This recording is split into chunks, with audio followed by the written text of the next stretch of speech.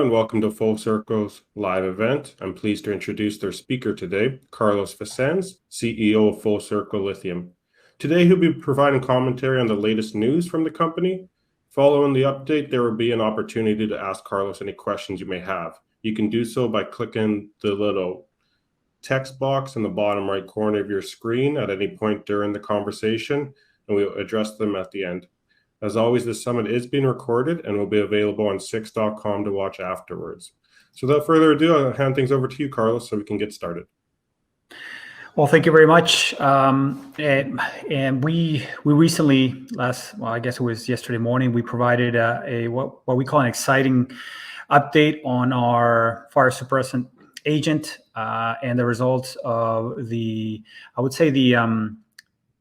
results of a third-party lab report that was provided to us. Recall that some of these tests were done last year, over the last, I would say the last quarter of last year, where we had 2 tests done last year, which is about 19 NMC batteries. These batteries are, I would say, when I call NMC, those are nickel, manganese, cobalt batteries, which are, I would say, the ones that have the highest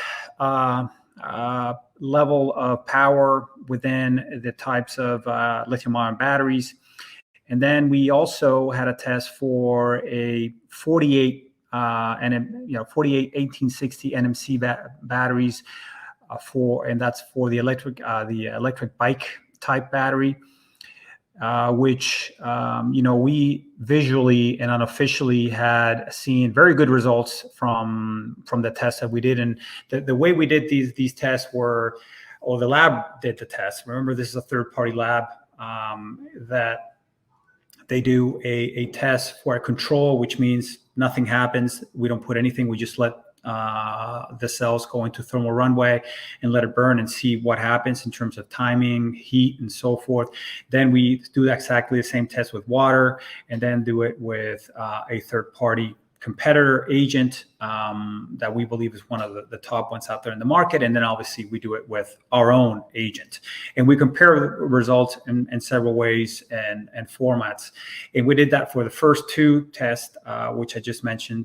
And most recently, which is the test that I believe everybody was, we were waiting for, is that we started the test for the electric vehicle size, 57 kilowatt hour battery, and we just finalized our first test of that. Of course, there's still more tests that are ongoing, and we don't have the report from the lab, but I would say the unofficial results from our employees that saw the test were very favorable, perform exactly the way it should. But obviously we need those reports as well to kind of put some of the wording from the lab in terms of the heat and timing and so forth. But some of the unofficial results that we can say are that it is a 57 kilowatt hour prismatic battery. It burned up to around 800 centigrades. We extinguished the fire after full thermal runway, by the way. So we let it burn for a while until a majority of the cells on full thermal runway were about 15 minutes, which is impressive. And remember, this is something that we didn't go into the battery. We just essentially used our agent with a fire extinguisher from a safe distance. This is over 10 times, and I'm assuming more in terms of efficiency when compared to water in other tests. And we used approximately about 100 gallons of our solution. No reignition occurred after that test, but again, these are just preliminary results. So suffice to say, we do believe that this was a very successful I would say test for our fire suppressing agent on our 57 kilowatt hour. And when we look at our tests from the prior to which the reports were given to us, I mean, those are the ones that really have a stark difference in terms of comparison. So for example, and this is when we did the bike, the EV bike, the electric bike test. our fire suppressant agent was, cooled down the battery after full runway in 2 seconds. So it went down from 800 or 700 C to less than 120 centigrades in less than, approximately 2 to 3 seconds, which is exponentially better than our competitor and water. For example, water took more than 5 minutes, and that was after 3 applications of water. The competitor took about 45 to 50 seconds to go down to 120 centigrades, and for us it was 2 to 3 seconds. One other aspect which a lot of people don't really look at is the smoke observations after the final application. So for us, for our fire suppressant agent, the smoke observation ended after 28 seconds. And those smokes are hazardous and need to be controlled in order to have a safe environment if a fire occurs. And just to give you an example, one of the competitors that we tested was over 3 minutes of smoke observations. Again, ours was about 28 seconds, and water after the 3rd application, so this was minutes, exponentially longer, was over 2 minutes and 30 seconds after the 3rd application. So some of these things are very important to really understand how a fire suppressant agent works on different types of lithium-ion battery fires. Granted, these are smaller batteries. The e-bike battery is about 1 kilowatt hour.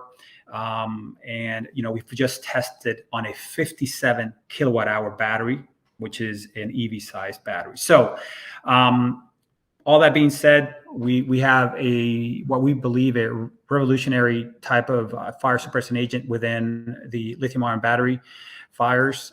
We do believe that we have something that can really help on some of the issues that the industry is having. And we intend to make this product available over the next little while. So what we're trying to do over the short term is to have this product rated and being able to be applicable and used within the market. So, we're excited about the current results. We do believe that we had a little bit more tests that we need to do over the next little while, but everything has gone very positive, and the team has done a great job. And we do believe that we have a product in our hands that can really be something important within the industry.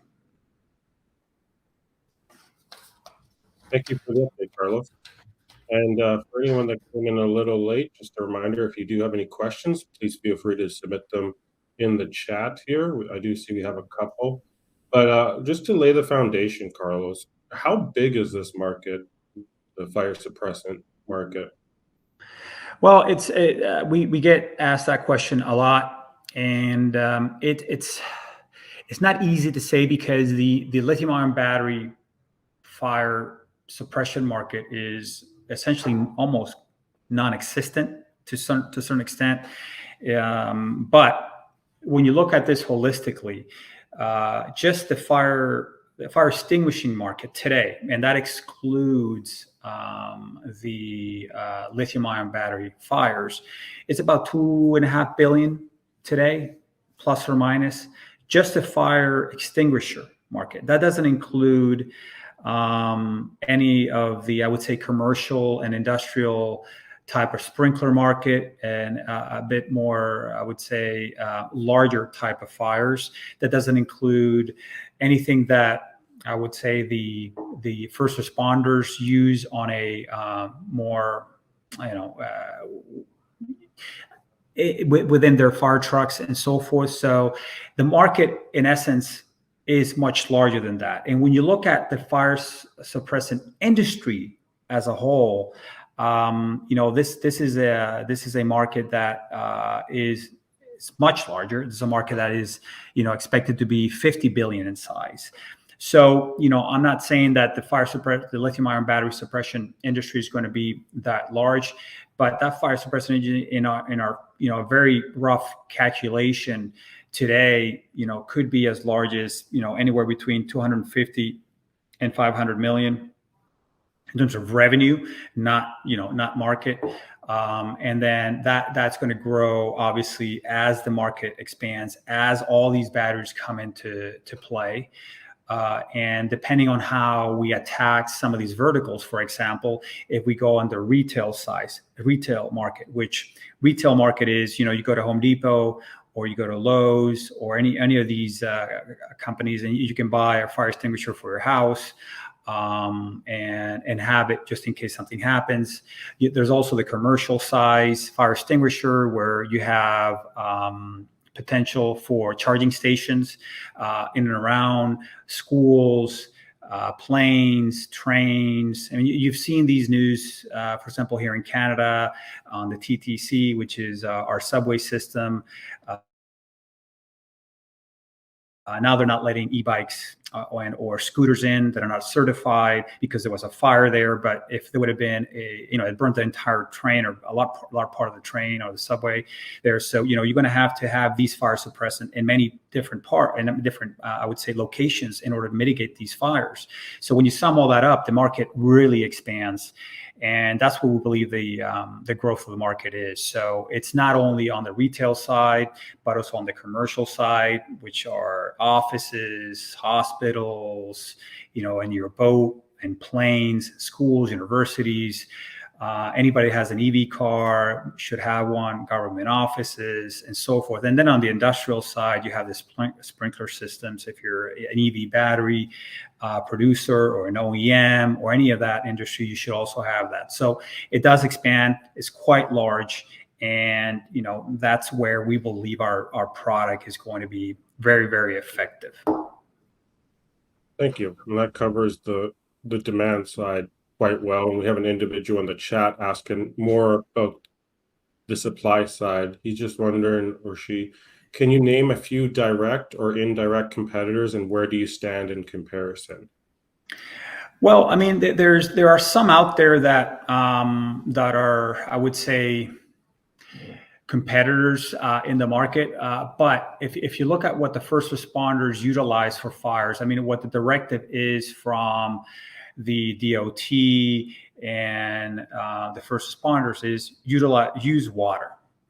And water is not a solution. We just proven that with our first two tests. And we're going to prove it with a third test 100%, is that water is not an effective solution. Why? Because it does put the fire out, but it doesn't keep it from coming back. But because there continues to be chemical reactions within the battery that bring that fire back up. So, and not only that, but you have to put thousands of gallons into this battery. So you're talking about anywhere from 10 to 30, 40 times the amount of water versus a potential solution like ours. And that is completely ineffective. There are certain agents out there, for example, that are specific to certain types of industries on the energy storage side, where, if you have a energy storage system within enclosed, and I believe Siemens has a solution. It's like a nitrogen gas solution that essentially mitigates the fire, but that's very expensive and it has to be confined within a specific space. You can't have that in your house, of course, and things to that nature. There are also certain other fire suppressant agents that we've utilized, for example, the F500 that is utilized in the market today. And like that, there are others that are more foam-based and kind of like sandy. Now, it is our belief that in order to have an effective fire suppression agent for the lithium-ion battery fires, it has to be a liquid-style agent. Why that's the case? Because it has to go in through those nooks and crannies of the battery to put the fire out. If it only if it can only be on top of the fire and it doesn't go into the battery and has that chemical reaction with the battery components, then it won't be able to contain the fire for long. So that's what we believe our fire suppressant agent is, ahead of many of the competitors. So, I can't name a lot I mean, there are not many. And I just wanted to have a broader response to the question that was asked. Thank you. And the individual just has a follow-up question. In terms of roadmap, what would you say are the next milestones to look out for? Well, the next milestones would be for sure the results of our test on the agent when the 57 kilowatt hour. We're going to do more tests on that over the last little while and compare it to other types of agents.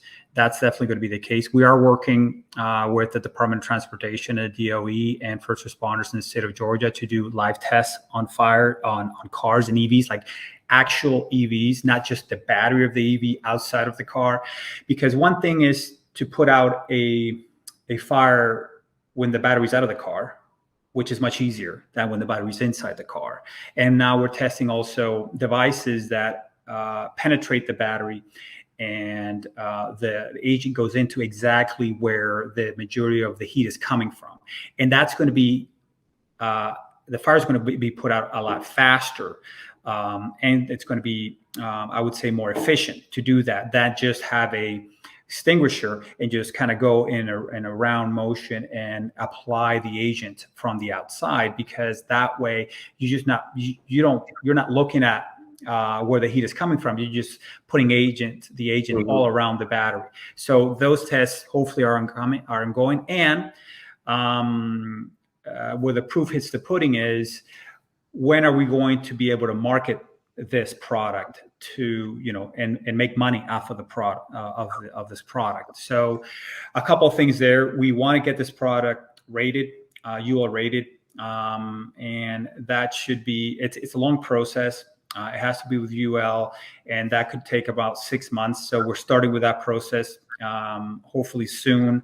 So I would say that I would say third quarter, fourth quarter of this year, we should have that product rated to be able to use and sell, even if we could sell it minimally on a retail basis. And also, when we have that, in conjunction with that, we're also talking to third party, I would say larger participants within the industry that can take our product faster to market, i.e., everybody understands that we're a small company. We do have our limitations in terms of, I would say, marketing power and trying to sell this ourselves, but a way to get to market faster and get our product out there to the masses is to utilize a much stronger, I would say, partner that already has those channels within the industry, and all it has to do is just put our agent out there and demonstrate that. So we're doing that, and we're also doing a lot of work with I would say the government offices in the U.S. as well as the first responders. So you're going to see some of these announcements over the next little while. These are not years in the making; these are months, but definitely you're going to see some of these coming up. You said something that I can't really wrap my head around in regards to the product roadmap, where it's a whole different animal trying to extinguish a battery when it's in the vehicle, and you said you want to focus on it, getting a little more specific as opposed to an extinguisher. What kind of tech, or what does that look like, being targeting the battery more specific? Well, remember that, I mean, everybody talks about fires as, electric vehicle fires. But there are a lot of fires. I mean, some of the fires that are out there that happen in planes, and the one I just mentioned to you on the subway system, these are not electrical vehicles. These are regular scooters or e-bikes or phones or laptops, smaller type batteries. And these can be very simply put out with a small extinguisher. I'm talking about 5-pound, 10-pound extinguishers can take these fires out completely in seconds. No issue whatsoever. So this could be a solution that we could have tomorrow if we had the rating done and sell that to the market. Now, on an EV fire, or something a lot bigger than that, that's a different question. So, for example, let's say you're riding on the highway on a street, and there's a car. I'm not going to say a brand because then I want to put a brand here. It's on fire, and it starts kind of smoking, and it hasn't really had a full thermal runway, but you know it's coming. The first responders come in and try to, obviously they are trained to a certain extent on what to do with these fires, but they don't have the agent to put the fire out completely like the one we have. So they just have water. But if they would come with just as an example, if they would have an agent like ours, they would come in, they would have I would say, some sort of equipment that would tell them where the heat is coming from within the battery. They would have a nozzle, a long nozzle that they can essentially penetrate the battery or penetrate some of the car into the battery, and then the agent will come in exactly where the heat is coming from, and then it will automatically potentially put out the fire before the fire spreads to the entire battery, the car, and other cars surrounding it. So these are, I would say, equipments that already exist. They need to be tested, of course, in numerous ways. But we're already kind of talking to a couple of them. One's in Europe, one's in the U.S., to see how we can use their equipment. It's kind of a nozzle that has a penetration. It's a penetration nozzle that goes through things, and then the liquid or the agent comes through the end of it in order to put the agent exactly where you want to put it. Okay, no, that makes sense. Appreciate the clarification here. John has a question regarding the first application. What do you see as the first application? E-bikes, EVs, charging stations, etc.? Well, that's a good question. Hopefully all of them at the same time. But I would say the charging stations are something that the government of the U.S. are building. These are billions of dollars going in. There's no, I would say, solution or any type of fire suppressant extinguisher that or agent that is going to go into any of these charging stations along the U.S. corridor, and that could be a very simple one that can be put through there. But at the end of the day, I think I would say the low-hanging fruit would be the smaller fires that you can put out quite quickly at home and have safety within homes and in planes and in trains and in schools and so forth that may happen. So these are things that are more retail on the commercial side. On the industrial side, those are more long-term because that's the sprinkler system. But these are things that can be applied and sold today in the market, right? I mean, these are things that can be marketed quite quickly. They have use today. It's very simple to use. We know for a fact that our agent is very safe. It does not have any issues whatsoever if you get it on your hands and things of that nature. So it's nothing to worry about. So very easy to use and quite safe. So in terms of health, safety, and environment, that's one thing that the report doesn't even talk about, is that how much does your agent cost, which is obviously important for us in terms of the net return to us as a company. But we can assure you that the cost is quite low comparison to others, and we can't talk too much about it because you kind of spill the beans there and tell a lot of things that you don't want to say. But also, very importantly, on the HSE, health, safety, and environment, we believe that our product is, if not the number one, I'll be hard pressed to see if there's any other product out there that has the capability and the safety that our product has in terms of being able to be used and to put fires out. So those are things that are more subjective in nature for now, because the reports basically talk about hard truth is what they see and so forth. But when the smoke dissipates exponentially faster than the other ones, like water and our competitor, which we can't name the competitor, by the way, because we can't do that. That tells you something that is very important, which the smoke has hazardous material, and our product mitigates that smoke very, very fast. Great. We're getting quite a few good questions in here. I'm going to jump around, but one that's pretty much a yes, no, which I believe you have already addressed, Carlos. So, but I just want to pose it so I can set up the second question here. Can you say that this can become something comparable to a portable fire extinguisher? It is. Oh, 100%. Yes, it is Mhm. portable. I mean, there are many different ways. I mean, you could have a very small one that you can carry everywhere. And I see that, some of these very small ones at home, potentially, you don't have to buy a 10 pounder to have at home, but I would. 10 pounder is a regular one that you have at home that you use for fires, and you can have that. But you can have smaller ones that can put, fires, and you can have it in many different places. You can have one in your boat, for example, if you have lithium-ion battery in your boat, and things to that nature. So, or in your cottage, or in your second home, and things to that. So you can have smaller ones. So the quick, that's a long answer, but it's a yes. Yes, you Mhm. definitely have portable. So so then the follow-up question is, it's portable, but this individual poses a good question. Since it's a liquid fire suppressant, is it sensitive to temperature? Imagine it in a car or something below freezing.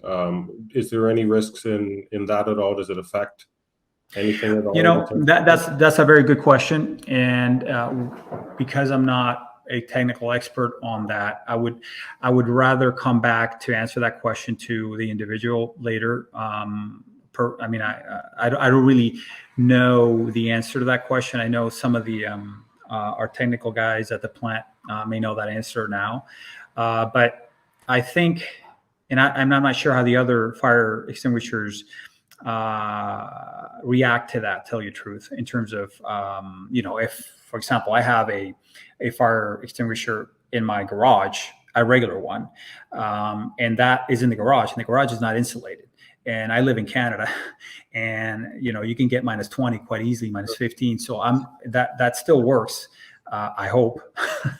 So those are things that need to be obviously taken into account. But I really don't know the answer to that. But I can come back to that person with an answer. No, definitely.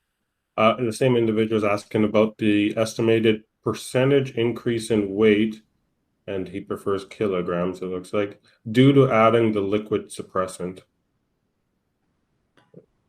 I don't understand it. So Maybe as a reference to a portable, the typical portable ones, are they foam no, based? when compared to a Yeah. regular fire extinguisher, Mhm. it's going to be the same or less. I mean, it's not going to be. This is a solution, a diluted solution, water based, and that's all I can say about what our product is. But it's not going to be highly. It's not going to be heavy whatsoever. It's going to be very comparable to the fire extinguisher that you have at home. And, another question here, I'm just going to read it verbatim. Estimated cost as a percentage of a typical NMC battery. Not sure what they're referring to and what cost of what exactly, but estimated cost as a percentage of typical NMC battery. Well, let me try to understand and kind of put words in this person's mouth. But I'm assuming what they're trying to ask is, how much would it cost on a per kilowatt hour basis to put a fire out? So let's say a battery of 10 kilowatt hours Right. has a full thermal runway, and how much of our solution would take to put that out, and what's the cost associated with putting it out? Um, I think the short answer to that is I can't answer that, because then I would tell you what our cost structure is, which we cannot do that at this time. What I can tell you generally, a bit more generally, is we're using a lot less solution than any other out there, and our cost structure is very low when compared to others. So we're going to be highly competitive. We're going to be able to sell this product, if not lower, at the same price of any other competitor out there on a per, for a fire extinguisher. So we're in a very good position to do that. So this is not like you're not throwing gold or very expensive product or mineral into the fire to extinguish it. This is something that we've created internally. We have the IP to it, and we have a very good understanding of the cost structure on a per gallon basis. That we can literally point the finger to how much it's going to cost. And having looked at a lot of competitors out there, pricing scenarios and so forth, we're at the very low end of the cost structure, if not the lowest. And that's all I can say. But hopefully that answers that question, and if I understood it correctly. Yeah, and the individual can re-ask it if you did not. Jay D'Souza is wondering what percentage of management's time is being spent on developing this specific opportunity. That's a good question. I mean, obviously we have a team. We have different. I mean, our plant is divided within different business segments, and recall that we have lithium-ion battery recycling, which this product came out of.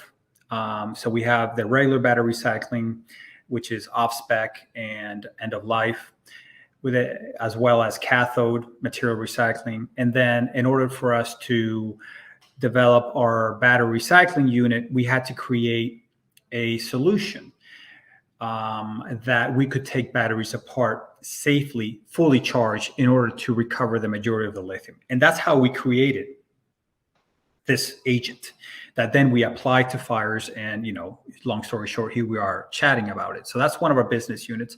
Then we have our midstream feedstock recycling unit. That's another business unit. And then we have the lithium refinery unit. So there are personnel in each of these units focusing specifically on this. And then you have obviously top management, our CEO, myself, the plant manager, that allocate time depending on the product portfolio and how much input and push we have into specific projects. So, there is right now some, I would say, an important part of our business is this one, because we believe there's quite a value that we can create here with, I would say, minimal capex and minimal capital required. And that's important for shareholders.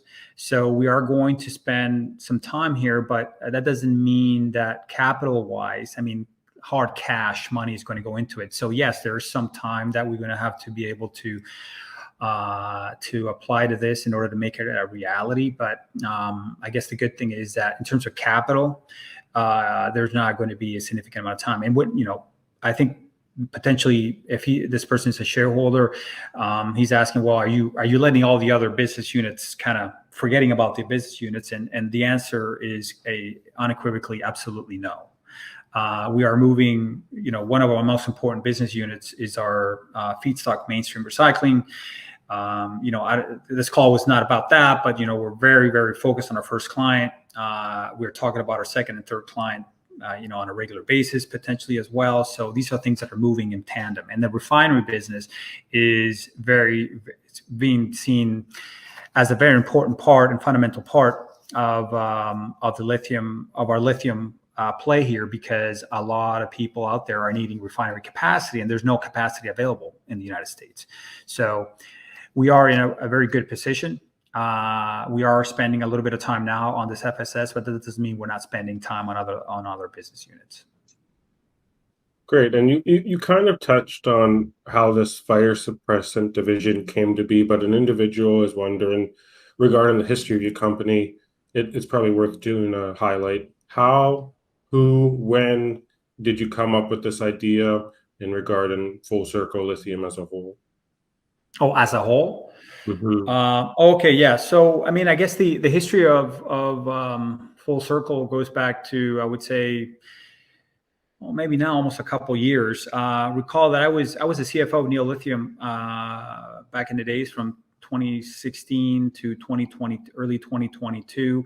We sold that company at that point to a Chinese company named Zijin. And then in that first quarter of 2022, we started having discussions with Tom Curran, who's our COO. He's an individual that was doing some consulting work in Chile and other companies there in the area in South America. And he had mentioned to us that he had built a plant in the state of Georgia that could be refurbished and retrofitted to produce lithium carbonate and recycle some of the materials that he had worked over the years. And we're talking about a gentleman, Tom Curran, has over 40 years of experience in lithium processing. So he was one of the original kind of lithium guys in North America before everything kind of went to the east, the east in Asia, China, Korea, and so forth. So, we went back to Georgia and looked at the operating asset there. It obviously needed some work. So, but we saw the vision that Tom had at the time. And, we raised a little bit of money privately, about 5 million Canadian, and we retrofitted and refurbished that plant. And started coming up with business to, I would say, have that plant produce lithium carbonate, right? It's a lithium carbonate plant. So you have a plant, great, and you refurbish, great, but what are your inputs? What's the feedstock that goes into that plant?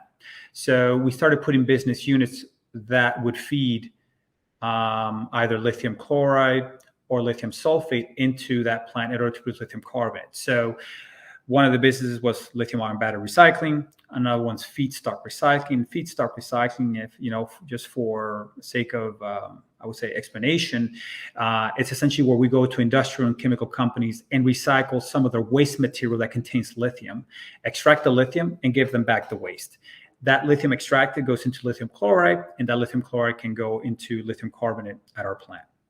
And then the last one is refinery business.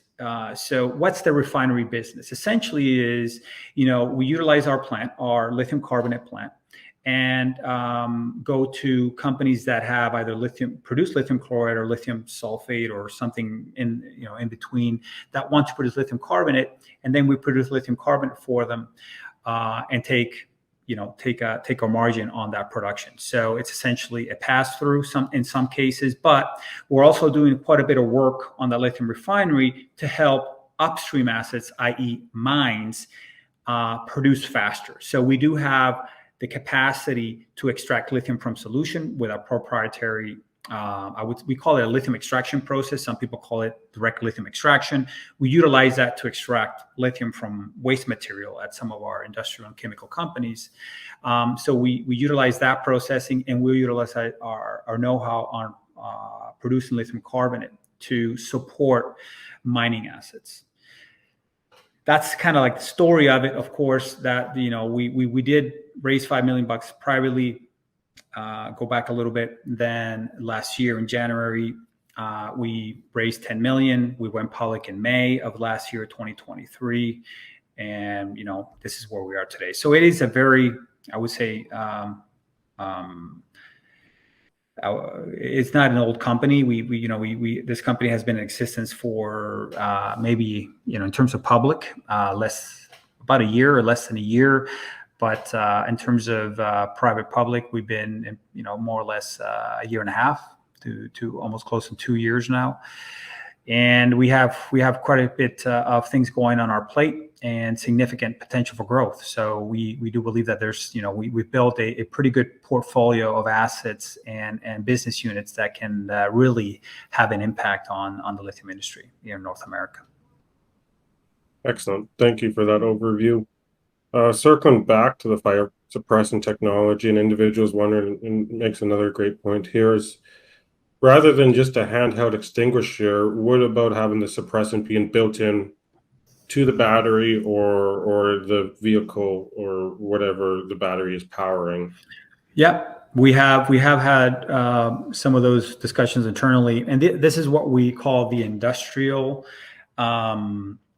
use of it, because if you have some sort of on the BMS, which is the battery management system, like a small sliver surrounding the battery. It depends also on the type of battery. For example, Tesla has these cylindrical batteries, but in any case, just just for sake of discussion, if you could have that liquid within surrounding the battery, but this has to be discussed with battery manufacturers and so forth.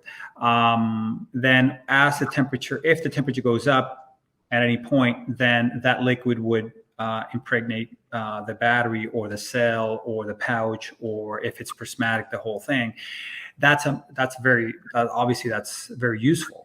And these are the things that we're debating in terms of how to do that. But that's going to take a little bit of time because of the fact that you have to talk to some of the battery manufacturers, OEMs, and so forth, and potentially change how the battery's made and some of the BMS or the size of the batteries and so forth. So these are things that obviously need to be taken into account. But yes, we have had those discussions that it could be done potentially even on e-bikes and on scooters and so forth. So that can be holistically done. And again, remember, we haven't even talked about the energy storage systems that are growing exponentially today as well. These are systems that are enormous in terms of, these are not like 1 kilowatt hour batteries. These are, we're talking about, thousands of kilowatt hours being built in facilities. So you can imagine some of the safety precautions that need to be built into these things. And you can have a sprinkler system within enclosed spaces and so forth that can also utilize our solution. So all these things have been taken into account. Excellent. We have a couple more questions regarding other branches of the business here. Could your DLE process be used on oil and gas industry brines? On petrol brines, we are starting to do some initial development work there. These are studies that will take a little bit of time because, I mean, as you've seen, or I guess some of the, if he's asking that question, is because he's more likely knowledgeable in terms of competitors there. Each of these petrol brines is different from the other. So you're going to have certain petrol brines that have been re-injected and have been treated and potentially have a lot more, I would say, deleterious items within the brine that need to be taken out. Others have low grade of lithium, most have higher grade. So we're talking about grades that go anywhere between 50 ppm and potentially 300-400 ppm. And that's on the very high side. So there's a big discrepancy in terms of parts per million of lithium within a specific solution. And imagine treating a petrol brine that is at the very low end, let's say 50-60 ppm. And that's a lot, millions and millions of cubic liters that need to be treated to extract a very low amount of lithium to process. Whereas at the extreme other end, on the high end, it's much easier to do, but it could have deleterious items and impurities that make it very difficult or hard or expensive. So, all these things need to be balanced out. But the answer to that specific question, I just want to give a bit more color to it, is that yes, it can be. Have we demonstrated it to a level that we feel comfortable? The answer would be no. But we are definitely starting to apply our DLE to other systems that are not just only treating waste material from industrial and chemical companies that are much higher grade. And when I say much higher grade, we're talking about grades that we're dealing with that go anywhere between I would say 1200 ppm to 3500 ppm. So significantly higher than petrobrine assets. But they do have impurities. So, those are the things that we're dealing with. Excellent. And I think we have one more question here. And there was a lot. It's been a great discussion. Last question. Please compare the economics of recycling lithium ion batteries versus NMC batteries, which have higher value due to the nickel and cobalt content. Well, obviously the NMC batteries will have a much higher, I would say, value because of the nickel, manganese, cobalt content. The problem with the NMC batteries today is that there's not enough of them out there. So you really can't make any money on the recycling basis. All you're doing is treating waste from battery material guys and smaller batteries. So the majority of the people that are recycling batteries today are burning a lot of it. It's not really clean. They're not recovering any lithium on a, I would say, wholesale basis. They can recover it. They say they recover it on a lab basis, but not really on an ongoing basis within their current processing system.